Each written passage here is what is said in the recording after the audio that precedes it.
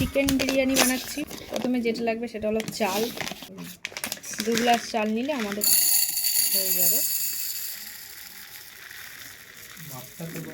2 glass চাল মানে 500 গ্রাম, তাই তো?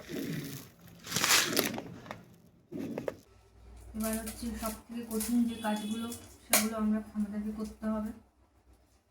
ভাই রসুন ছাড়াবে। কি হলো যাচ্ছি যে কে ছাড়াবে এগুলো? এতগুলো রসুন ছাড়াবো, তো রান্না করবো কখন? কি কর কাজ? যখন থেকে আমি এখানে এসেছি রসুনই ছাড়িয়ে যাই।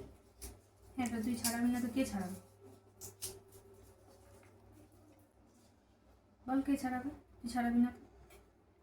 আমি মুখগুলো কেটে দিচ্ছি, তুই ছাড়াবি পরে।